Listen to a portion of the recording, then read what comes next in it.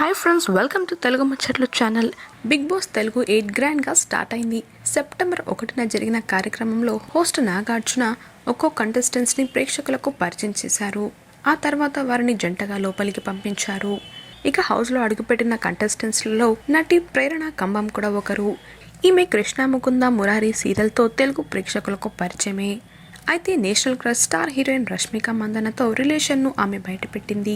తాను రష్మిక చాలా క్లోజ్ అని, ఆమెతో తనకు ఎన్నో మెమరీస్ ఉన్నాయని పేర్కొంది ప్రేరణ.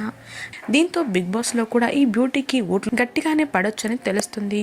తనకు పెళ్ళై 8 నెలలు కాకుండానే భర్తను వదిలిపెట్టి వచ్చానని, కానీ బిగ్ బాస్లో ఆఫర్ రావడం పెద్ద విషయమని ప్రేరణ తెలిపింది. హౌస్లో లిమిట్లెస్గా ఏం కావాలని నాగార్జున అడగగా ప్రేరణ నిద్ర కావాలని చెప్పడంతో అంతా షాక్ అయ్యారు. తెలుగు, కన్నడ వరుస సీరియల్స్తో బాగా పాపులర్ అయిన ప్రేరణ కుంభం ఆ ఫేమ్తోనే బిగ్ బాస్ తెలుగు 8లో ఛాన్స్ దక్కించుకుంది. ఇక అలానే సీరియల్స్, సినిమాలతో పాటు స్టార్ మాలో ప్రసారమైన పలు టీవీ షోలు, పండగ ఈవెంట్స్లో కూడా నటి ప్రేరణ మెరిసింది.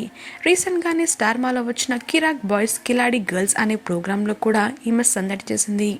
కృష్ణ ముకుంద మురారిలో ప్రేరణ యాక్టింగ్కి తెలుగు ఆడియన్స్ ఫిదా అయిపోయారు. మరి ఈ సీజన్ కోసం ఆమె ఎంత రెమ్యునరేషన్ తీసుకోబోతున్నారని కంటెస్టెంట్స్ ప్రశ్నిస్తున్నారు.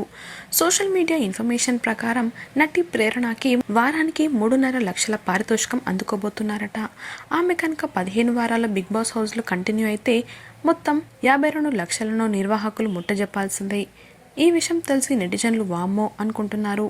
నటి ప్రేరణ బిగ్ బాస్లో తన పర్ఫార్మెన్స్తో ఆడియన్స్ని ఎలా ఆకట్టుకుంటుందో.